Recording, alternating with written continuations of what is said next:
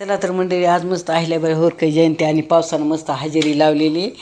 तर चला तर मग आता भाजी बनवायची. तर रामकृष्ण हरी मंडळी, चला तर म्हणलं आज काहीतरी भाजीला करू. म्हणलं भाज्या होत्या पण म्हणलं चला वेगळं काहीतरी करू. कांद्याची चटणी तर आम्ही नेहमी करतो, तर चला म्हणलं मग आज अख्ख्या कांद्याची भाजी करू म्हणलं सरभरीत अशी. तशी तर मी मागं पण अपलोड केलेली होती, पण आता प्रत्येक वेळेस करण्याची पद्धत थोडी वेगवेगळी होते. त्यासाठी मी अख्खे कांदे घेतलेले 7-8 आणि छोटे छोटे घेतले, जास्त मोठे नाही बारीक नाही. आणि ते वांग्यासारखे कट केले आणि मस्त धुवून करून चांगले तेलामध्ये तळून घेतले. ते तळल्यानंतर भाजीला चव पण येते, सॉफ्ट पण होतात. असे कच्च्याची वांग्यासारखे मसाला भरून पण जमते, पण मी तळून घेतले. आणि तळ्याच्या नंतर ते तेल बाजूला काढलं, भरपूर होतं. फोडणीपुरतं तेल ठेवलं आणि त्याच कढईत मला चला फोडणी देऊ. त्यासाठी मी जिरं घातलं, लसूण कट करून घातलं, उभा अद्रक कट करून घातलं, बारीक बारीक असा कट करून.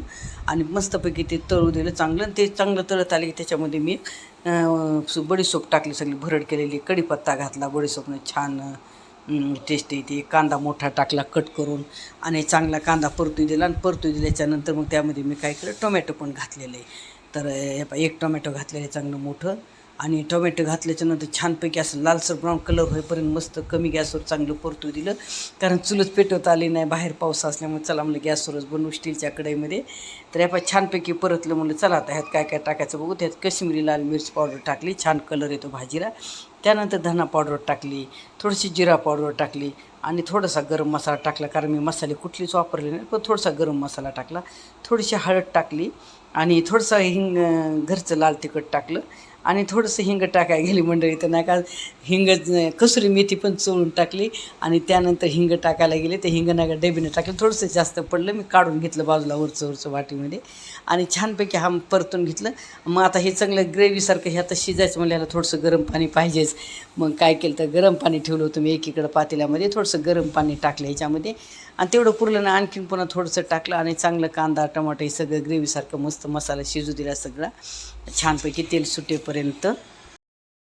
आणि छानपैकी आता हे चांगलं ग्रेव्ही तेल सुटेपर्यंत शिजू द्या. म्हणजे त्या चवीनुसार मीठ घातलेले आणि छानपैकी बघा तेल सुटलं. तेल सुटल्याच्या नंतर काय केलं मग, ही मस्त येतं जे आपण कांदे तळून घेतलेले होते ना, तर ते कांदे तळलेले कांदे होते, ते कांदे त्याच्यामध्ये घातले.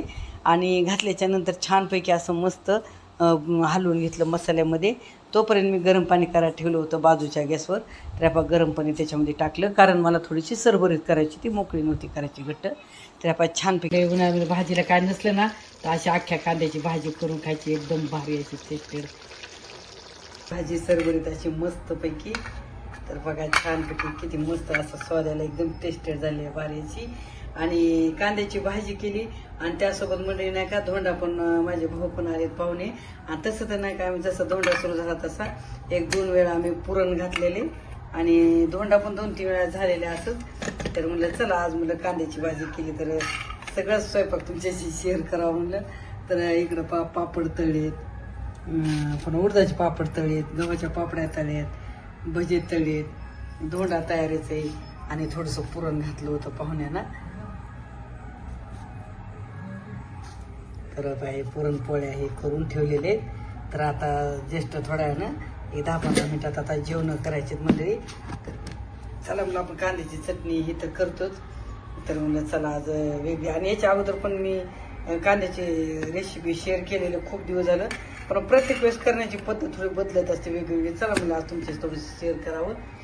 तर चला तर म्हणजे आवडली का आमची अख्ख्या कांद्याची भाजी सरभरीत अशी. आणि कधीतरी भाजीला काय नसलं म्हणजे तर अशा वेगळ्या पद्धतीची करून करायची, एकदम भारी टेस्ट लागते. काहीतरी वेगळं खाण्याचा आनंद पण असतो. तर चला तर मग कशी वाटली आमची छोटीशी रेसिपी आजची. आवडला तर जरूर कमेंट करा. आणि तुम्ही जर माझ्या चॅनलला नवीन असाल म्हणजे तर लाईक करा, शेअर करा आणि न विसरता सबस्क्राईब करा. आणि मंडळी तुम्ही जर मला कमेंट करून सांगितलं ना, तर मला आणखीन पुढचा व्हिडिओ बनवण्यासाठी उल्हास येईल. तर तुम्ही जरूर कमेंट करून सांगा. तर चला तर पुन्हा भेटू पुढच्या अशाच नवनवीन व्हिडिओमध्ये. धन्यवाद. रामकृष्ण हरी.